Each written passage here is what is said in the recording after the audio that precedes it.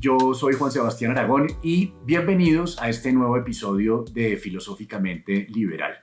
En el día de hoy tenemos a una de las personas más relevantes de la cultura en Colombia, Álvaro Restrepo, que es pedagogo y coreógrafo del Colegio del Cuerpo en Cartagena, una organización sin ánimo de lucro, junto con su socia, Marie-France Delievant, que llevan ya muchos años haciendo una labor impresionante de la cual vamos a hablar extensamente en este programa. Álvaro, bienvenido. Muchísimas gracias, gracias por la invitación. Álvaro, pues bueno, estos son unos momentos muy singulares para todos los colombianos, para todas las áreas de la sociedad, pero pues en el caso de la cultura ha sido vulnerable todo el tiempo en un país como Colombia, ya era muy vulnerable antes de este fenómeno de la pandemia y en este momento estamos pasando por unos momentos que son absolutamente dramáticos. Quiero que pues primero comencemos un poco con tu recorrido y con tu vida. Cuéntanos un poco acerca de tus áreas de interés y a qué te has dedicado en la vida. Pues hombre, yo tuve una historia bastante accidentada porque yo soy un debutante tardío en el campo de la danza. Yo empecé a los 24 años, hoy tengo 60 y cumplo este año 63, y empecé a una edad en que mucha gente ya está empezando a pensar en el retiro. La danza, como la música, son esas profesiones que requieren una iniciación precoz, una iniciación oportuna, temprana. Y en el caso mío, pues yo antes de descubrir la danza estuve dando muchos tumbos, estaba muy perdido, fui un pésimo estudiante siempre, en el colegio siempre estaba en el lugar equivocado, en un colegio donde solamente las matemáticas importaban y las ciencias. Y yo desde niño supe que era un artista, yo sabía que tenía una inclinación muy fuerte hacia las artes.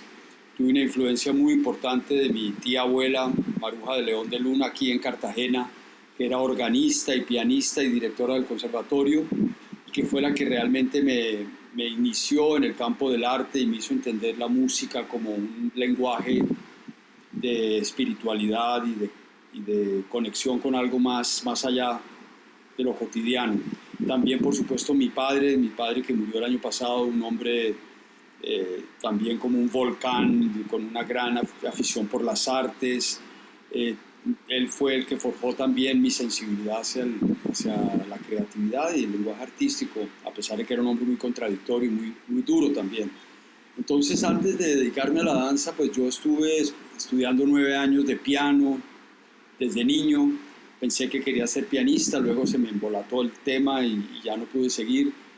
Cuando salí del colegio, después de estar casi siempre a punto de ser expulsado, entré a estudiar filosofía y letras porque quería escribir, me gustaba mucho la literatura, me gusta mucho la literatura y la filosofía. Entré en los Andes a estudiar y estuve ahí 2 años. Luego, muy confundido, decidí irme a trabajar en el Chocó como maestro de escuela en Acandí y en Capurganá.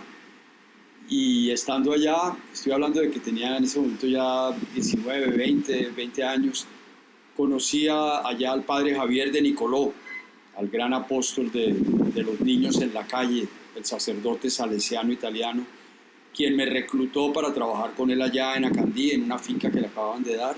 Y allí entré en contacto con el tema de la niñez abandonada, el tema de los mal llamados gamines, que él trajo desde Bogotá para reeducar allá. Y luego regresé a Bogotá y me metí a estudiar en la Escuela Nacional de Arte Dramático. Bueno, trabajé con él 2 años en Bogotá, en trabajo de calle, y después decidí que el teatro podía ser una herramienta pedagógica importante para trabajar con estos niños y ayudarlos a recontar sus historias, etc. Y estando en la Escuela de Teatro descubro mi cuerpo. Una compañera, Rosario Jaramillo, condiscípula en la Escuela Nacional de Arte Dramático, empieza a hablarme por primera vez de mi cuerpo y de la danza, y me empieza a meter el venenito de la danza, y allí yo descubro que tenía un cuerpo hecho para eso, y a los 24 años decido asumir mi vocación plenamente, y allí arranca todo.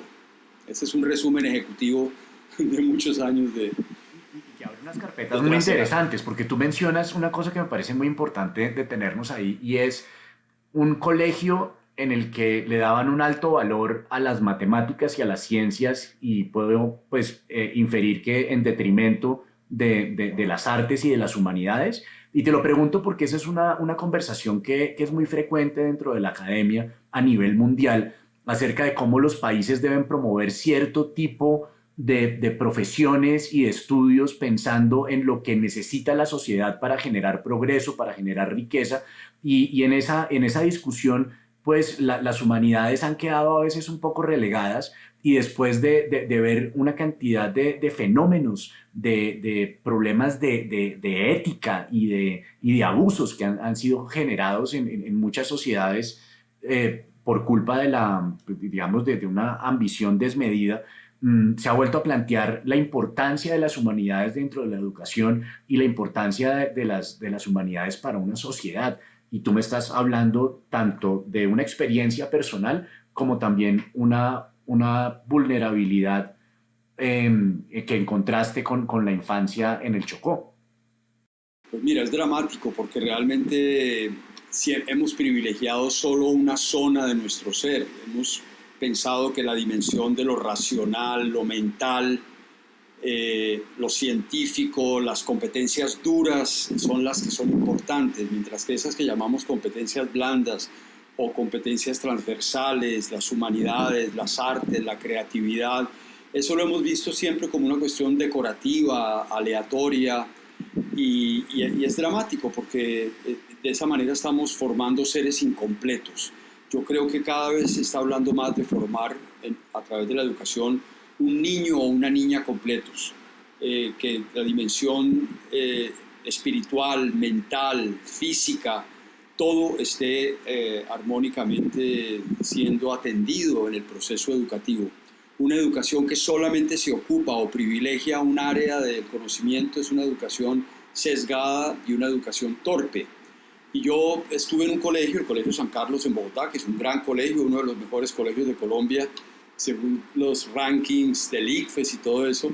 Yo siempre dije que yo había sido el peor estudiante del mejor colegio de Colombia. Y siempre estuve al borde de ser expulsado. Y yo creo que lo que más sufrió en el Colegio San Carlos fue sobre todo mi cuerpo. Yo no sabía que yo era un ser tan absolutamente corporal, tan absolutamente sensorial, intuitivo, perceptivo, creativo. Para una educación como la que se impartía allá, que era una educación para seres absolutamente racionales, mentales, con una disciplina férrea, casi militar, con una violencia física además y psicológica. Estoy hablando de los años 60, donde nos pegaban en el colegio con palos y era una cosa tremenda. Yo terminé escribiendo una crónica. En Arcadia, una crónica maravillosa. La escribí para el periódico, para la revista Número. Ah, fue la Primero revista que Número. Sí, la desaparecida revista Número, y luego el periódico El Espectador, y me gané el premio Simón Bolívar en el año 2007 por esta crónica, porque yo creo que la escribí con toda el alma, y con el cuerpo sobre todo. Por eso la llamé Memoria de la Carne, porque fue justamente eso, mi cuerpo fue lo que más sufrió en esta educación que negaba el cuerpo o que lo domesticaba a través de la violencia. Y en ese sentido, bueno, qué fuerte, porque ¿cómo es el estado de la cultura en Colombia? Porque se repite muchas veces que la cultura es el último interés, es el último ministerio que nombran, que no hay presupuesto, que no hay una política clara, que no nombran a las personas idóneas, pero si queremos ser objetivos y queremos resolver este problema, ¿cuál es el estado del arte de la cultura en un país tan diverso culturalmente como Colombia, donde hasta mediados de los 90 esto se manejaba a través de un instituto que era el Instituto Colombiano de Cultura, después en los 90 cobra, digamos, el estatus de ministerio, pero y hay algunos programas a nivel distrital y nacional de estímulos que el gobierno muestra unas cifras donde estos programas de estímulos han ido creciendo. Tú has sido servidor público, tú fuiste director de la Academia Superior de Artes de Bogotá. ¿Cómo es el estado del arte de la cultura en Colombia? Pues hombre, lamentable yo diría, porque realmente no se ha reconocido el potencial y la potencia que somos como país a nivel cultural. Esa enorme diversidad de la que hablabas, un país tan rico, tan diverso, tan absolutamente pletórico, exuberante de manifestaciones, de climas, en fin, es un país realmente que podría ser es una mina de riqueza increíble y no lo valoramos lo suficiente. Yo creo que mencionaste el Instituto Colombiano de Cultura. Yo fui subdirector del Instituto Colombiano de Cultura cuando Ramiro Osorio fue director en el año 91, del 91 al 92. Y luego pues fue justamente tu madre, Gloria Triana, la gran antropóloga Gloria Triana, quien me nombró director de la Academia Superior de Artes de Bogotá cuando ella era directora del Instituto Distrital ¿cómo se llamaba? De Cultura y Turismo. Y allí yo realmente entendí, y por eso me retiré de Colcultura y por eso acepté la invitación de Gloria para dirigir la Academia Superior de Artes de Bogotá, sobre la importancia de la educación artística en nuestro país. Yo creo que el Ministerio de Cultura y el Ministerio de Educación, al separarse, se perdieron muchas cosas. Yo creo que la educación perdió muchísimo y la cultura perdió también la dimensión de la parte educativa. Yo creo que un país en el futuro debería tener un gran Ministerio de Cultura. La cultura es la gran dimensión que abarca el alma, el espíritu, la esencia de lo que somos. Y de ese gran Ministerio de Cultura debería depender la educación, deberían depender las ciencias, los deportes, otras dimensiones de otras áreas. Entonces la gran paradoja en nuestro país es que tenemos hoy en día, afortunadamente, y eso se lo debemos al gobierno anterior, el presupuesto más alto se le dedica a la educación, más que a la guerra. Por primera vez en la historia, tal vez, ¿no? Por primera vez en la historia. El Ministerio de Educación pasó a tener más presupuesto que el Ministerio de Defensa. Pero el Ministerio de Cultura sigue siendo el que tiene el presupuesto más pequeño. Casi que ese Ministerio de Educación y el Ministerio de Cultura se tocan la cola. Yo, te lo digo francamente, yo volvería a unir el Ministerio de Cultura con el Ministerio de la Educación. Yo no creo en una educación sin cultura y en una cultura sin educación. Yo creo que deberían trabajar absolutamente de la mano, que la educación artística, la educación cultural esté presente en todo el currículo de manera transversal, diagonal, total. Y lo mismo la dimensión educativa en los procesos artísticos y culturales. Yo los veo como realmente como hermanas inseparables. Entonces yo creo que el gran drama y la falta de respeto que hay en el sector cultural es porque la cultura la vemos como lo recreativo, como el entretenimiento, como lo decorativo, ¿sí? Muchas veces se ha dejado para las señoras, que lo manejen unas señoras de sociedad, etc. Y no se le ha dado realmente la dimensión que tiene y lo que la cultura y las artes le podrían aportar a una nueva ciudadanía, a un ciudadano mucho más creativo, más sensible, más compasivo, más humano. La cultura y la educación definitivamente humanizan. Ese es un punto muy importante porque, digamos, Colombia, si uno lo mira desde el punto de vista de manifestaciones folclóricas, ¿cierto? En la música, en la danza, incluso en la gastronomía, en las artes escénicas, tiene una gran trayectoria, una gran variedad y hay figuras muy importantes en cada una de las artes, pero también tiene un factor que tal vez muchas veces desconocemos y es cómo la cultura puede influir en la forma en cómo concebimos al otro, entendiendo al otro el que piensa distinto políticamente o el que pertenece a una cultura distinta, a una región distinta, y esa, nos está faltando ese vector de la cultura y cómo puede el Estado influir en cambiar eso y sobre todo tú que tienes experiencia acerca de cómo se ha manejado ese tema de la cultura desde el Estado, por ejemplo, en Europa y específicamente en este experimento maravilloso que se llama el Colegio del Cuerpo. Pues hombre, yo creo que el tema de la responsabilidad del Estado al otorgarle a la cultura el papel que se merece es algo que es crucial. Yo repito, insisto, pienso que se ha desaprovechado un potencial gigantesco que tiene nuestro país. Y yo te lo digo porque yo trabajo desde hace 23 años en Cartagena de Indias, con las comunidades más vulnerables, con los niños y los jóvenes que vienen de los barrios más difíciles de esta que sin duda es la ciudad más desigual, más clasista, más racista, más desgarrada desde el punto de vista del tejido social de todo Colombia. Entonces me parece que cuando yo he sido testigo de excepción con mi equipo en el Colegio del Cuerpo, de la belleza, del potencial, de lo que podría ser este país si se dieran las oportunidades. Nosotros hablamos en el Colegio del Cuerpo de cómo educar a un estrato, tratando de acabar con ese sistema maligno de castas en que se han convertido los estratos socioeconómicos en nuestro país, a niños y jóvenes que vengan de eso que llamamos el estrato talento. Niños y jóvenes que demuestren lo que valen por lo que son, por lo que pueden hacer, por lo que tienen dentro.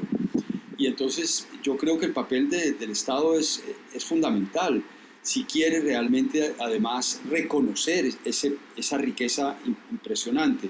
En nuestro país y en el mundo el tema de la diversidad es problemático. Le tenemos miedo al otro, el que es diferente, le tenemos desconfianza.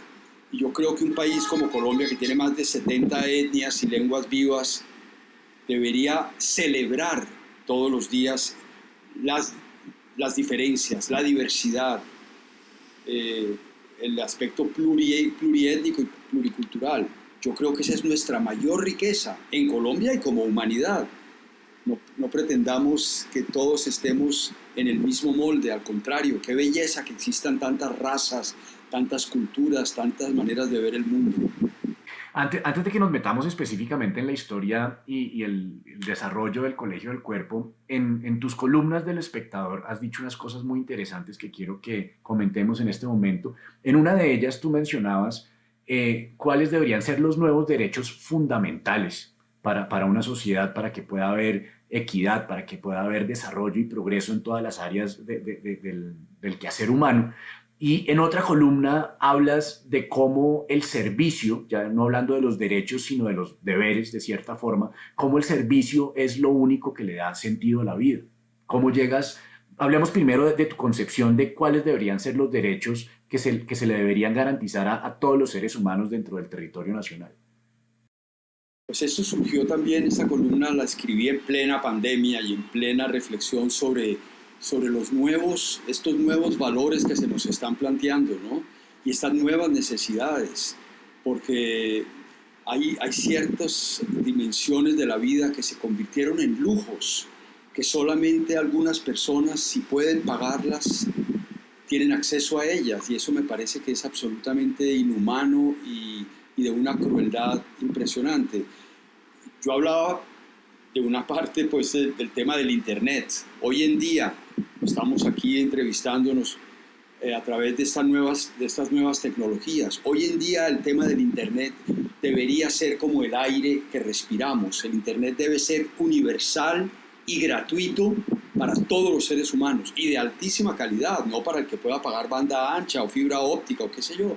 Esto tiene que hoy es la fuente más democrática que ha inventado la humanidad para acceder al conocimiento, para acceder a lo mejor de lo mejor que ha producido la mente y el espíritu humano.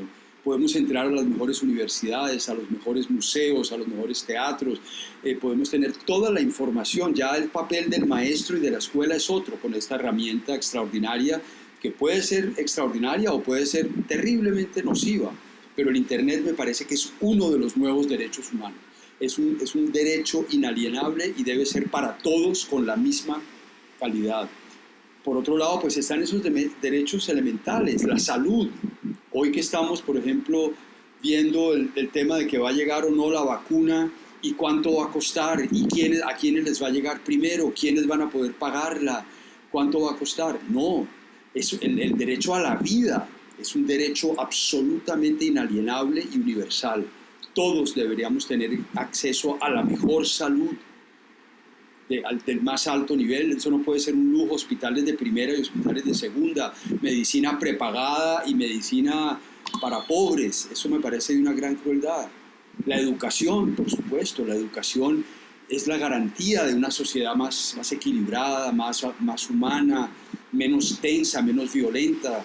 Si todos tenemos derecho a una educación de calidad, pues vamos a y fíjate que en los países nórdicos la educación pública es la mejor y es la educación que es de lujo, es la educación que ofrece el Estado a sus ciudadanos. No es como pasa en otros países donde las universidades privadas y las universidades carísimas son derecho de unos cuantos. Ese cambio de paradigmas, es el que tiene que venir, la vivienda digna, en fin, los derechos fundamentales. Ahora, esta pandemia también nos está mostrando unos nuevos lujos que antes no valorábamos, ahora que estamos encerrados y que a veces nos dejan salir a hacer ejercicio. Yo vivo enfrente del mar y no nos dejaban salir a caminar ni a nadar, no nos dejan todavía nadar en el mar. Y ahora de repente todo el mundo se acordó que tiene un cuerpo, que tiene que ejercitar su cuerpo, que tiene que moverse, que tiene el aire, que tiene la libertad de las cosas sencillas, el valor de las cosas fundamentales. Entonces yo creo que esta pandemia, que yo la llamo la maestra pandemia, nos está dando a todos sopa y seco y nos está enseñando a poner las cosas en su justa medida. Hay una cosa que a mí digamos, como de los grandes regalos que me dio haber descubierto a un escritor como Yuval Noah Harari, fue el hecho de cobrar conciencia de que todos estos conjuntos de reglas que nos rigen a nosotros son unas ficciones que nosotros nos inventamos, ¿cierto? El concepto de país, el concepto de dinero, el mismo concepto de los derechos humanos. Los derechos humanos no existen, es un conjunto de reglas que nosotros mismos nos inventamos y en los cuales creemos que si las aplicamos, el mundo va a ser mejor para todos. Y muchos de esos derechos tienen que ver con el simple comportamiento que tenemos entre nosotros, con el hecho de no discriminar a alguien por ser distinto, en respetar su forma de pensar, en respetar su desarrollo profesional, etcétera, etcétera. Pero ahora tú estás metiendo unos derechos que también son importantísimos, pero que ya requieren primero unas fuertes inversiones económicas, ¿cierto? Porque yo creo que hay un término que me parece que es muy peligroso en la conversación, es cuando se habla de la educación gratis o la salud gratis. Me parece que es muy importante saber que eso no es gratis. Que una cosa es aspirar a que el acceso sea gratuito y otra cosa es entender el costo que tiene el sostenimiento de una escuela o de un hospital, o en el caso del Internet, pues entender que esto está derivado de unos desarrollos tecnológicos y científicos que para que una persona pueda tener acceso a este maravilloso invento, que además también es totalmente democratizante, como tú muy bien lo apuntas, pues requiere que yo tenga un buen computador, que tenga un plan de datos, ¿cierto? Y que tenga un servicio eléctrico, etcétera, etcétera. Y todo eso tiene un costo que en muchos casos puede ser un costo alto. En el caso de la tecnología, pues acuérdate cómo era Internet en los 90, cuando uno tenía que conectarse por una línea telefónica y pues descargar un documento podía tardar varios minutos u horas. Y hoy en día podemos estar viendo películas y el ancho de banda cada vez requiere más y los computadores cada vez son más rápidos y tenemos esa constante de Moore que dice que cada año y medio se duplica la capacidad de procesamiento de los computadores y estamos a puertas de entrar al mundo de los computadores cuánticos. Y todo eso también viene de unas sociedades que tienen una forma de pensar en cómo resuelven los problemas que es muy distinta a la nuestra, donde nosotros simplemente somos consumidores de este tipo de tecnologías. Entonces, como país, como colombianos, en la circunstancia en la que estamos, ¿cómo resolvemos el problema de poner unas reglas de juego que en el papel tienen digamos que tienen ese espíritu de querer garantizarle a todo el mundo unas cosas que pues consideramos que son buenas, pero que cómo las vamos a financiar desde el Estado? Pues esa es la pregunta del millón o de los muchos millones, ¿no? Por eso yo pienso que tiene que ser una alianza entre el sector privado y el sector oficial, ¿no? Hoy en día, por ejemplo, las declaraciones últimas de el presidente de la Andy, por ejemplo, de Bruce McMaster, que es un amigo a quien aprecio y respeto, está hablando de que hoy en día, ante esta crisis, la solidaridad tiene que estar por encima de la competitividad y de la rentabilidad. Hoy tenemos que buscar otro tipo de rentabilidad y otro tipo de competitividad. Y yo creo que después podremos pensar en otro tipo de situación, pero la prioridad en este momento es el ser humano, la prioridad en este momento es atender esas necesidades básicas, porque la cosa se está poniendo muy grave y como estamos viendo este desmorón económico, esta recesión, esta depresión, esto en que está entrando la humanidad sin precedentes, requiere de unas medidas urgentes, también sin precedentes, de alianzas entre sectores solidarios del sector público y del sector oficial. Entonces yo no tengo la fórmula, Juan Sebastián, yo no soy economista ni político, ojalá pudiera yo tener la fórmula para eso, son apenas algunas intuiciones y te lo digo desde adentro, desde lo que yo percibo, desde las necesidades con las que yo trabajo. Hoy en día el Colegio del Cuerpo está trabajando de manera virtual, imagínate lo que es, tú hablabas al inicio de esta charla, que el sector de la cultura está sufriendo muchísimo y que siempre ha sido la cenicienta. Y dentro del sector de la cultura, tal vez el sector de las artes del cuerpo, como la danza, por ejemplo, es tal vez el que más está sufriendo, igual que los deportes. Tú no te imaginas, o sí te imaginas lo que es, tú como actor sabes lo que puede ser trabajar con estos niños y estos jóvenes que trabajan con su cuerpo y trabajar por esta vía, o sea, trabajar el cuerpo, sin el contacto, sin el sudor, sin el calor, sin la manipulación, en fin, es dramático. Y nos ha tocado pues enfrentar a niños de los barrios con los que nosotros trabajamos aquí, el barrio Arroz Barato, en la zona industrial, o Pontezuela, en la zona norte, pues todo el tema de conectividad o de la no conectividad.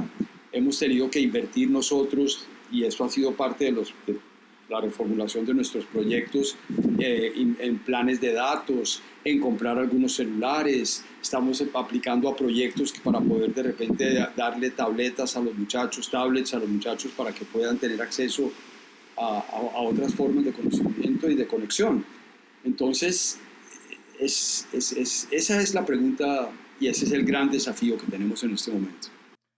Y bueno, estamos en un tema que ha sido pues muy polémico, especialmente dentro del sector de la cultura, y es que estamos en un gobierno que viene con un discurso alrededor de algo que se llama la economía naranja, donde el gobierno ha insistido en un discurso que está basado en promover la creatividad, en promover las industrias culturales, en hacer que las industrias culturales pasen de representar el 3.3% del PIB, que creo que es el último dato que tenemos, que creo que es como del 2006, y la aspiración es a llegar a niveles que tienen países como México o como Estados Unidos, donde las industrias culturales representan el 7% del PIB.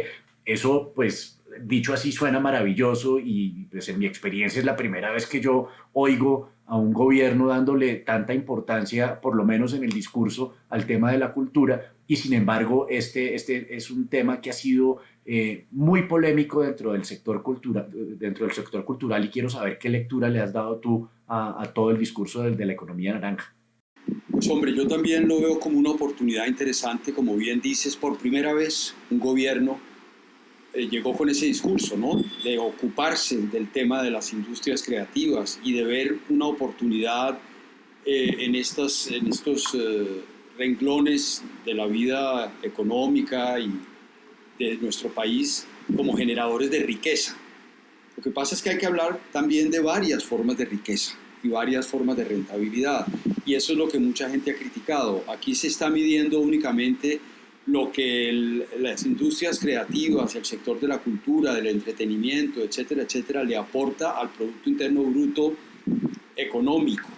Habría que ver también lo que le aporta este sector al Producto Interno Bruto espiritual, no sé cómo decirlo, que es más difícil de medir. Hoy en día, por ejemplo, frente a esta crisis en la que estamos, en la que hemos estado encerrados, en la que hemos estado en la soledad y muchas veces con mucha angustia, todo el mundo habla de cómo la cultura y las artes han sido el gran consuelo, el gran aliciente, la gran ventana hacia el mundo, hacia otra realidad, la que nos ha permitido soñar. Y todo el mundo ha valorado la importancia del cine, de la literatura, de la música. Eso ha sido nuestro consuelo en esta etapa de crisis. Entonces yo creo que el gran problema con el discurso de la economía naranja es que se ha medido solamente un tipo de rentabilidad, solamente un sesgo, digamos, de lo que eso le representa a nuestra sociedad. Y me parece importante que se cuantifique y que se valore. De hecho, el Colegio del Cuerpo ganó el año pasado la beca más grande del Ministerio de Cultura que que se ha otorgado hasta el momento para un proyecto de circulación dentro del capítulo de Economía Naranja, que es una beca que desafortunadamente no hemos podido ejecutar plenamente por el tema de la pandemia, porque se cancelaron las presentaciones que teníamos en Barranquilla y en Santa Marta cuando se desencadenó la crisis. Entonces yo aplaudo esa iniciativa. El presidente Duque, por ejemplo, es un gran admirador del Colegio del Cuerpo, siempre lo cita en todos los eventos internacionales, nacionales, siempre habla del ejemplo del Colegio del Cuerpo como un proyecto que ha sabido utilizar el talento y habla mucho del tema del estrato talento, es un concepto que le gusta mucho. Pero yo creo que ha faltado también contemplar todas esas otras áreas del quehacer cultural y artístico que no son cuantificables de la misma manera y que necesitan el apoyo decidido del Estado porque no son rentables desde el punto de vista económico. Entonces, yo creo que hay que ponerlas en la balanza y hay que darle a cada una su justo valor y su justo lugar. Eso es muy cierto. Bueno, vamos metiéndonos entonces en el otro artículo en el que hablabas de el servicio como lo que le da sentido a la vida de manera que ninguna otra cosa se lo puede dar. Hombre, esto vendrá tal vez de mi abuela, de mi tía abuela, que era una mujer muy cristiana en el mejor sentido de la palabra, muy católica, pero ella vivía su fe de una manera muy, muy real. Ella tenía una relación muy fuerte con la música, era una gran organista y era una mujer muy creyente. Y yo de vainas no terminé de cura, porque yo cuando venía a las vacaciones con ella en Cartagena, me la pasaba metido en la iglesia de San Pedro Claver y en la catedral, escuchándola a ella tocar el órgano, tocando a Bach, a Buxtehude, todos los grandes compositores, cuando la iglesia tuvo esa gran alianza con el arte del más alto nivel. Entonces para mí, digamos, desde esa época, Maruja era una mujer muy caritativa, muy, muy generosa, y desde esa época ella me inculcó esos valores. Y luego el contacto que tuve con el padre Javier de Nicoló, también un sacerdote salesiano, entregado a ese apostolado de atender a los niños, no los niños de la calle, sino los niños en la calle, que esa es una diferencia muy importante que hay que hacer. Es algo que me marcó profundamente. Yo me di cuenta de que el drama de estos niños que yo encontré y que yo conocí en las calles de Bogotá, me partió en mil pedazos y decidí que yo quería dedicarme a trabajar por los más necesitados y no sé, es una vocación que también está en mi familia, muy arraigada. Mi hermana Mónica Restrepo, que en paz descanse, que murió en el año 2000, socióloga, trabajó siempre con las comunidades negras, con la población en situación de desplazamiento. Mi hermana Cecilia también, antropóloga, trabaja con la unidad para las víctimas desde hace muchos años. Entonces es algo que está como muy arraigado en nosotros, el tema de esta vocación de servicio hacia los más necesitados, y pienso que, como tú dices, efectivamente esa vida dedicada a los demás es lo que más satisfacción da y lo que le da un sentido profundo a la existencia. La vida es muy dolorosa, yo creo que ahí es dramática y hoy sí que lo estamos viendo. Entonces, sentir que uno puede contribuir a que la vida de otros sea menos dura es un gran regalo. Hay otro escrito tuyo que me conmovió muchísimo y tiene un concepto que me parece muy importante compartirlo en esta charla, y era con respecto a la autoestima de las personas en situación de vulnerabilidad y cómo todo parte de la palabra, cómo combatir esa frase de decir yo soy pobre a pasar a decir yo estoy pobre, y todos los caminos que se abren con ese cambio del lenguaje. Sí, ese artículo fue también muy combatido, porque hay gente que dice que no, que eso es una forma de jugar con el lenguaje y que es a veces enmascarar la realidad. La gente que es pobre, no es que esté pobre, pero yo sí creo profundamente en que en el lenguaje mismo a veces tenemos las camisas de fuerza que no nos permiten superar o transformar nuestra realidad. Y por eso yo digo que en el Colegio del Cuerpo no le permitimos a nuestros niños a que vengan de los barrios más difíciles, del barrio Nelson Mandela, del Pozón, de Arroz Barato, que digan, profe, es que yo soy muy pobre y por eso no pude hacer la tarea, o mi familia es muy pobre y por eso no podemos cumplir con no sé qué. Yo digo, no, tenemos que hablar, en la lengua española tenemos el privilegio de tener la diferencia entre el verbo ser y el verbo estar. Si yo digo yo soy pobre, es como una condición. Soy pobre, nací pobre y moriré pobre. Si yo digo estoy pobre, es un estado transitorio que puedo modificar con mi trabajo, con mi disciplina, con mi entrega, con unas metas que me trace. Entonces yo creo que es muy importante esto y esto lo tratamos hablamos mucho de esto en el Colegio del Cuerpo. Hablamos mucho del tema de otras nociones de riqueza, lo que hablaba ahora, ¿no? Como el concepto de decir yo soy un cuerpo y no yo tengo un cuerpo. La diferencia entre ser y tener también en una sociedad que valora más al ser humano por lo que tiene y no por lo que es. Decir yo soy un cuerpo, es decir, yo valoro el ser y ese ser que soy, que es mi única real posesión, que es mi propio cuerpo, el hábitat donde acontece mi vida, aprender a respetarlo, aprender a cuidarlo, esta ética del cuidado es nuestro mayor tesoro. Entonces yo muchas veces les digo a los muchachos del Colegio del Cuerpo, les digo, mire muchachos, yo me considero el hombre más rico del mundo, porque yo lo tengo todo, pero no poseo nada. Yo tengo mi carrera, tengo mi trayectoria, tengo mis aficiones, mis pasiones. Yo no me aburro nunca, hago muchas cosas, tengo muchos intereses, pero no tengo un apego por las cosas materiales. Y yo creo que eso nos hace libres, nos hace muy libres. Tú has trabajado con poblaciones vulnerables en el Chocó, en Bogotá, en Cartagena. ¿Qué tanto determina, qué tanto condena a la pobreza las circunstancias en las que nacen y crecen y se educan tantos colombianos en estas partes del país? ¿Qué poder de transformación has podido evidenciar a través de las artes en un experimento como el Colegio del Cuerpo? Hombre, por supuesto que hay ciertas condiciones que son determinantes y que son dramáticas, ¿no? La mala alimentación, por ejemplo. Si tú no tienes una buena nutrición en los años más importantes, cuando estás formando tu cuerpo mental, tu cuerpo físico, tu cuerpo espiritual, pues va a llegar un momento en que eso se va a ver y se va a ver reflejado en tu capacidad de aprendizaje, en tu resistencia, tu resiliencia, todas estas dimensiones que son tan importantes para enfrentar una vida tan dura como esta, ¿no?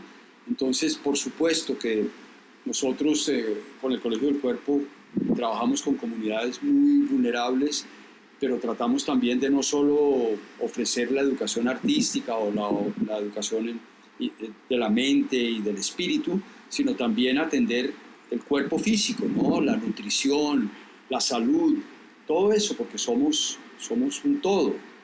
Entonces me he dado cuenta de que hay que atender al ser humano en su integralidad en un proceso educativo. No podemos solamente ocuparnos de su mente o solamente de su cuerpo, sino tenemos que atender al ser humano en todas sus dimensiones. Entonces, pero lo más importante de lo que yo he entendido con mi trabajo, que como tú bien dices, he realizado en el Chocó, en esa época que trabajé con el padre Nicoló, o en Bogotá, o aquí en Cartagena, es, hombre, que el tema más importante es el de las oportunidades, el de darle herramientas, ofrecerle herramientas de alto nivel a esos jóvenes, que entre más baja sea su condición, más alta debe ser la oferta educativa, porque no se trata, yo no creo en la caridad, yo creo en la calidad. Yo creo que la única manera de impactar y transformar la vida de un niño que viene de situación de pobreza es ofreciéndole lo mejor de lo mejor. Y ese ha sido el reto nuestro con Marie-France y con todo el equipo del Colegio del Cuerpo desde el inicio. Entre más baja y difícil sea la procedencia de quienes se educan con nosotros, más altas deben ser las oportunidades y de más alta calidad.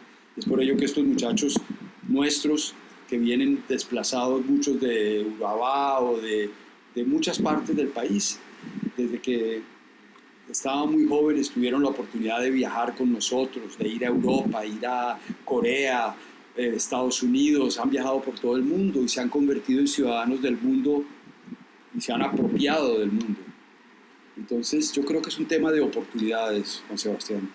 Esto, el Colegio del Cuerpo, para las personas que nos estén viendo u oyendo y no conozcan, esto es uno de los grandes patrimonios que tiene Colombia a nivel cultural. ¿De dónde nace este proyecto, el Colegio del Cuerpo?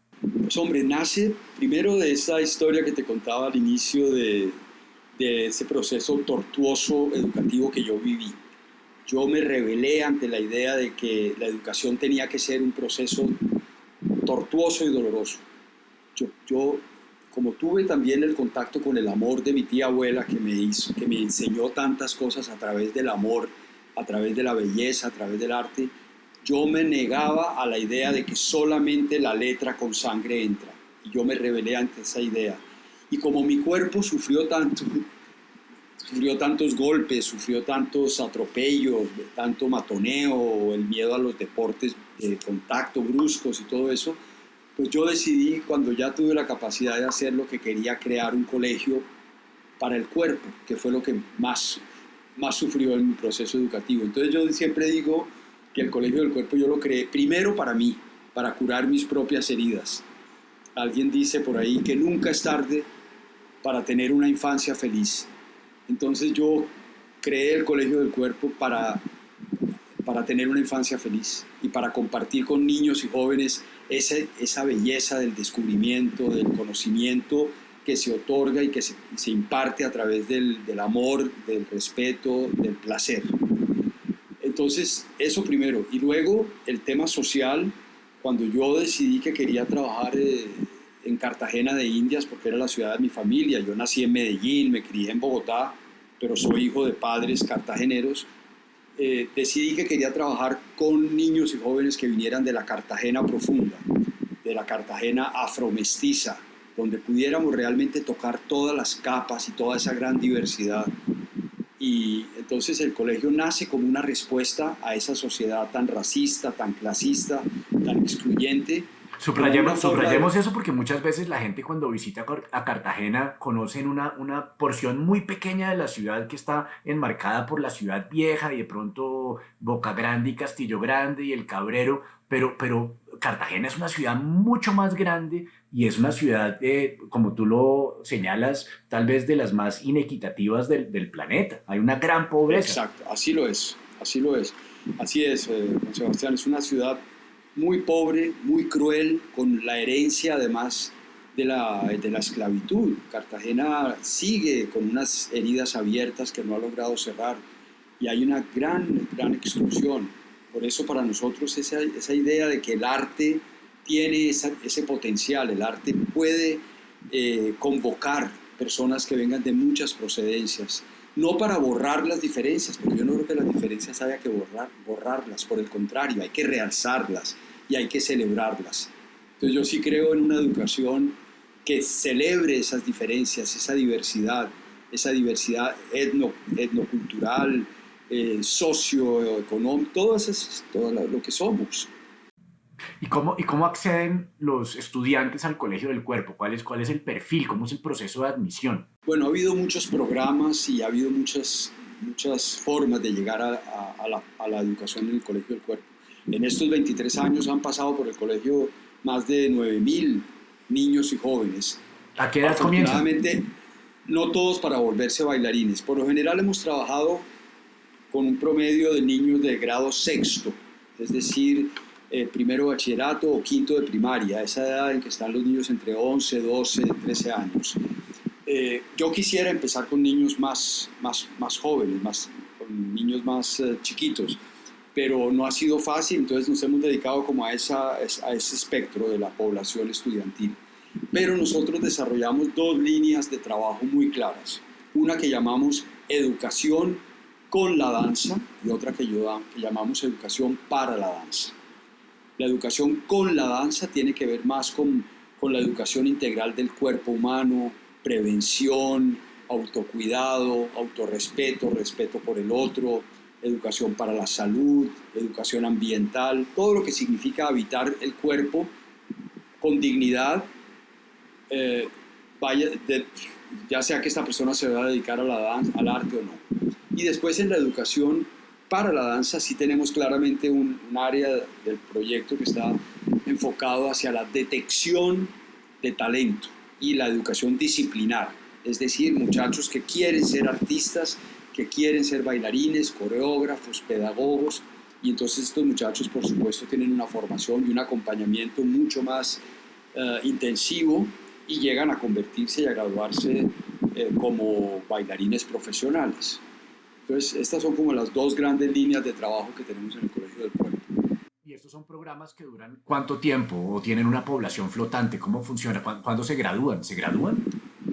Pues mira, tenemos semilleros de talento, lo que llamamos los semilleros, que son experiencias de sensibilización que tenemos con los colegios, con varios colegios de la ciudad. Y los niños, una vez que han pasado por estos programas, que a veces duran 3 veces, son programas de 3 veces por semana, en jornada contraria, cuando los niños ya han terminado sus estudios, ya cuando llegan a la edad de graduarse del colegio, pues algunos de ellos deciden que quieren dedicarse a esto de una manera más seria, entonces pueden acceder a un programa que hemos creado que se llama Estudios Contemporáneos en Danza. Y este es un programa de nivel técnico laboral. Son 2 años de estudio donde tenemos estudiantes que vienen no solo de Cartagena, sino de otras ciudades del país y otras ciudades del mundo.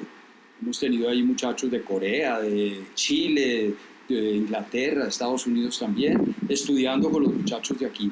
Y se gradúan con un título que se llama Técnico Laboral en Interpretación en Danza. Nivel universitario no hemos tenido sino solamente un programa específico que hicimos con la primera promoción que arrancó con nosotros en el año 97, el que se llamó el Grupo Piloto Experimental, y a esos muchachos los pudimos graduar con un proyecto de profesionalización que se hizo con el Ministerio de Cultura, la Universidad de Antioquia y la Universidad Tecnológica de Bolívar, un proyecto que se llamó Trayectos, y allí pudimos profesionalizar a estos jóvenes que llevaban ya 10 años con nosotros, a quienes se les reconoció su experiencia artística, pedagógica, etc. Y se graduaron con un título que otorgó la Universidad de Antioquia y la Tecnológica de Bolívar como licenciados en Educación Básica en Danza. Ese título lo obtuve yo también, honoris causa, es el único título universitario que tengo, a mucho honor. Y bueno, y es así como hemos logrado pues esos diferentes niveles. Pero en una época yo soñaba con crear un colegio formal, un colegio. Y también soñé con crear una carrera universitaria en la Tadeo. Nuestra sede hoy en día está en la Universidad Jorge Tadeo Lozano, en la zona norte. Y pensé que íbamos a lograr crear un programa de artes del cuerpo, que fue mi sueño original cuando dirigí la Academia Superior de Artes de Bogotá, pero eso no se ha logrado. Entonces, bueno, tenemos estos niveles, el nivel del semillero de talentos, el técnico laboral y el nivel profesional, porque tenemos una compañía de 10 bailarines profesionales, la gran mayoría formados en el Colegio del Cuerpo desde la infancia, y otros que vienen de otras procedencias, otras ciudades, que son a su vez los maestros de los niños y de los jóvenes, y que son los que, digamos, es la punta del iceberg, el núcleo profesional con el que viajamos por el mundo entero, llevando el repertorio del Colegio del Cuerpo, de las obras que hacemos tanto Marie-France como yo con ellos, así como toda la filosofía y la metodología del Colegio del Cuerpo. ¿Y cómo es el modelo económico? ¿Estos niños pagan matrícula para acceder al colegio? La gran mayoría son becados, la gran mayoría son becados. Algunos, sobre todo en los niveles técnico-laboral, han llegado muchachos que tienen capacidad de pago, entonces pagan media beca o matrícula completa para estudiar, para hacer estos estudios del técnico laboral. Pero la gran mayoría de los estudios son gratuitos en el Colegio del Cuerpo, gracias a aportes que recibimos del Ministerio de Cultura, que es nuestro principal aliado, el Programa Nacional de Concertación Cultural, o el Plan Nacional de Danza, o estas becas que recibimos de estímulos, de esta que te mencioné de circuitos de economía naranja, otras fundaciones que nos apoyan, como por ejemplo Sura o Confama en Medellín, o la Fundación Enel, que es el sector eléctrico, sí, lo que era Fundación Endesa, todo esto, con los niños de Arroz Barato. Entonces son alianzas que establecemos. Es una lucha permanente porque no tenemos, desafortunadamente, todavía ninguna institución que haya puesto su nombre y apellido para apoyar, digamos, al Colegio del Cuerpo, sino que cada año nos toca pasar el sombrero, como hacen todas las instituciones culturales en este país, para sobrevivir y continuar adelante con nuestra labor. Pero bueno, ya llevamos 23 años haciendo esto. Pero es una labor titánica y maravillosa. ¿Qué has encontrado? ¿Qué ha pasado con los egresados? ¿Qué tipo de vida han encontrado y qué diferencia ha marcado el Colegio del Cuerpo en sus vidas? Pues hombre, muy interesante que me hagas esta pregunta justamente ahora, porque uno de los proyectos que decidí acometer ahora durante este encierro fue un reencuentro con los primeros egresados del Colegio del Cuerpo, estos que te mencioné que se graduaron como licenciados en educación y que hoy logré convocar a 13 de ellos que están viviendo en 10 países diferentes. Hay algunos que viven en Francia, en Alemania, en España, en México, en Panamá. Fue impresionante estas reuniones que hemos tenido. Yo les propuse hacer una creación virtual como esto que se está haciendo ahora, que está tan de moda, estas cajitas donde los músicos, los bailarines, todos estamos metidos. Entonces empezamos a trabajar una creación a partir de lo que nos está pasando, del confinamiento en que está cada uno en su lugar donde lo cogió la pandemia. Y son muchachos, algunos están dedicados a la danza como profesión, como coreógrafos, como gestores culturales, como bailarines, pedagogos. Otros han escogido otros caminos, pero el tema de la educación corporal tan profunda que recibieron y la educación también para la ciudadanía ha hecho que sean personajes muy interesantes. Entonces hay algunos que no están dedicados a la danza, pero que igualmente aceptaron el reto de hacer esta creación conmigo y han vuelto a su cuerpo como lenguaje de expresión. Entonces están haciendo algunas otras cosas, otras profesiones, pero siempre muy vinculados y muy conectados con la filosofía y la metodología que recibieron en el Colegio del Cuerpo. Ahora que me estabas contando lo de la educación con la danza y en medio de todos estos episodios de los que nos hemos enterado recientemente de acoso y de abuso sexual, y que tú mencionabas cómo se trabajaba con el cuerpo para el reconocimiento del propio cuerpo y el reconocimiento del otro y el respeto por el otro. Hay una cosa que a mí me preocupa mucho en estas conversaciones y es que yo veo que tanto en la violencia sexual contra la mujer como con la violencia sexual contra los niños, pareciera que nuestra sociedad está tratando de buscarle una solución a estos problemas solamente desde el castigo y no desde la educación y la prevención. Y me parece que lo que tú estás haciendo es una gran contribución a algo que necesitamos como sociedad, y es poder hacer este trabajo desde la infancia para no esperar a que suceda y castigarlo, sino prevenirlo y ser felices respetando a los demás. Sí, esto es muy importante lo que estás diciendo tú, porque yo siempre he pensado que este problema es un problema mundial, pero en Colombia especialmente vemos que una sevicia y una crueldad con el tema del abuso de los niños y tremendo, como esto que acabamos de ver recientemente, esta violación de esta niña indígena por parte de estos jóvenes soldados. Pienso yo que hay un problema muy grave de salud mental que hay que atacar de verdad, preguntarnos por qué somos como somos, por qué los colombianos tenemos esta obsesión con el cuerpo para bien y para mal, porque por un lado somos muy corporales, somos muy físicos, somos muy sensoriales, bailamos muy bien, etcétera, pero también somos muy sádicos con el cuerpo. Y yo pienso que hay un problema ahí muy grave en la educación. Tenemos que recuperar ese valor sagrado de la vida. El cuerpo en nuestro país se volvió completamente materia desechable.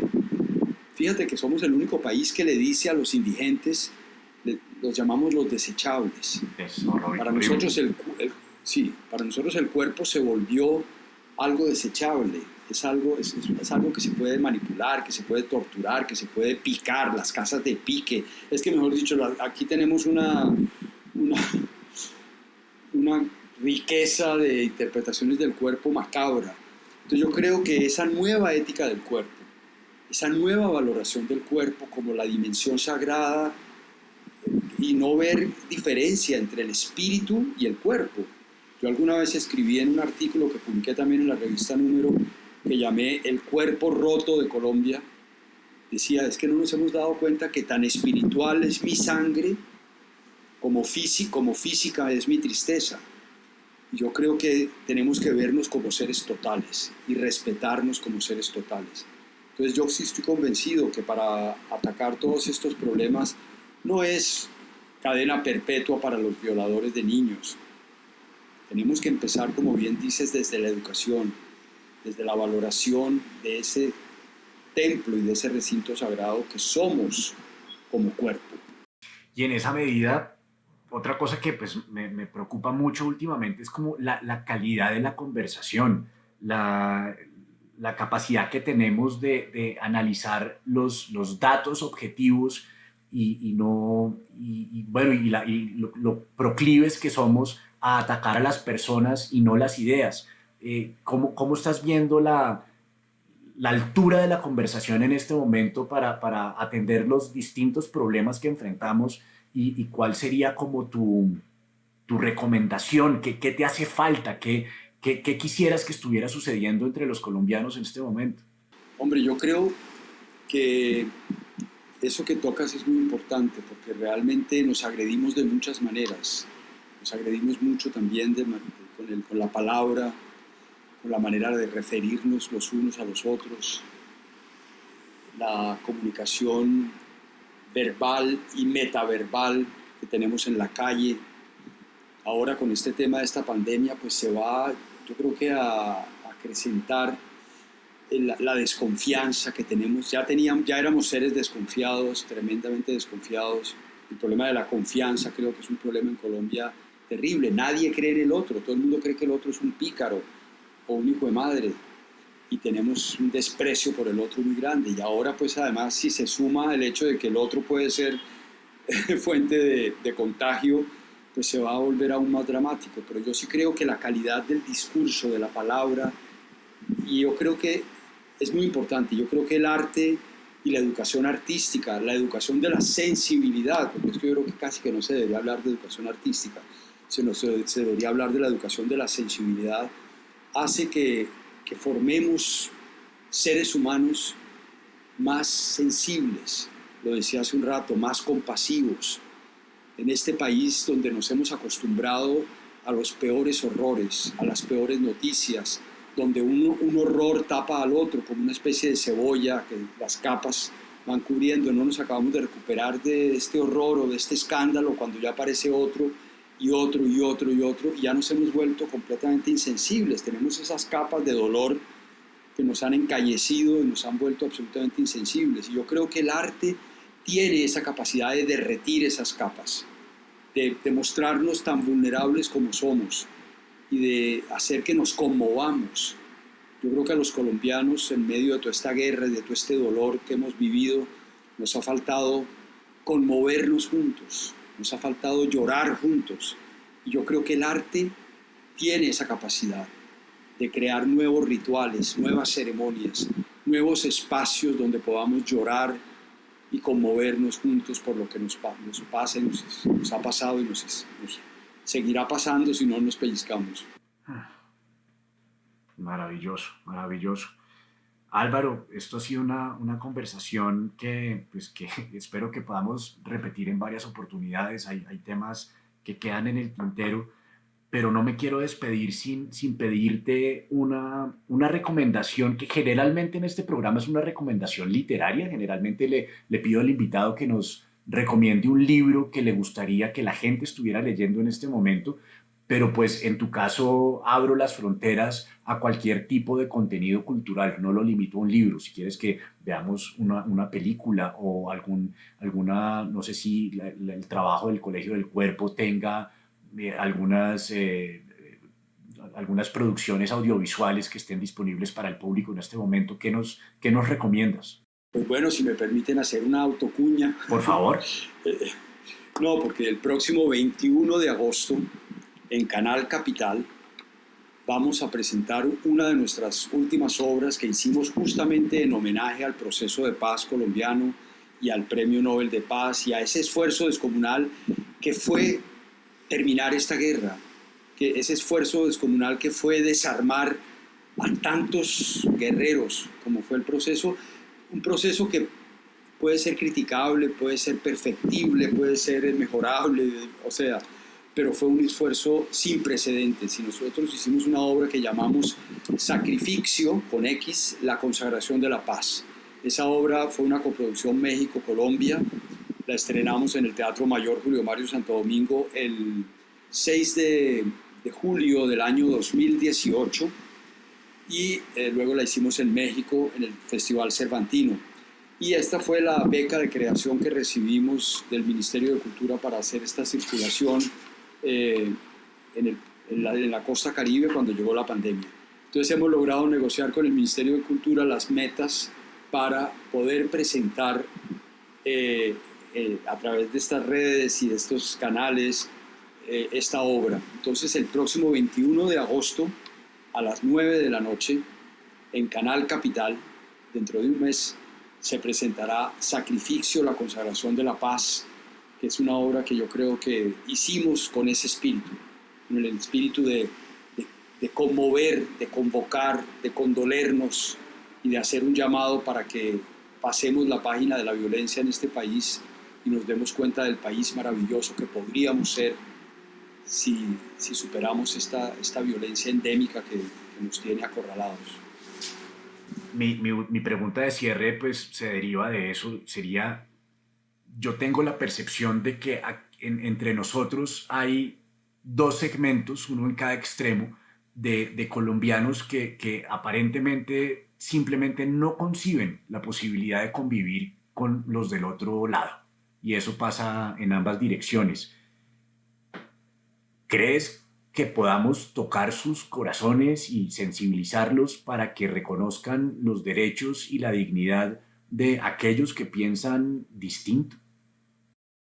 Pues hombre, mi esperanza era, o sigue siendo, que esta experiencia tan dolorosa que estamos teniendo, que nos ha igualado a todos, que nos ha puesto a todos en peligro, este miedo a enfermarnos, a morirnos, este miedo o esta constatación de lo frágiles que somos como seres humanos, uno diría, Dios mío, si esto pudiera sensibilizar al ser humano, sensibilizar a los colombianos, para que nos diéramos cuenta de que la vida es muy corta, de que la vida es muy breve, de que la vida es muy bella, es muy dolorosa también, y de que no podemos desperdiciarla odiándonos los unos a los otros. Entonces mi gran esperanza es que esta crisis y esta pausa que nos han impuesto, tan dolorosa, tan extraña, sirva para que nos humanicemos y para que entendamos de que podemos vivir de otra manera. Esa es mi única esperanza por el momento, Juan Sebastián. La maestra pandemia. Así es. Álvaro, es un verdadero placer. Muchas gracias por acompañarnos en este espacio de Filosóficamente Liberal y siempre bienvenido. Muchísimas gracias por la invitación.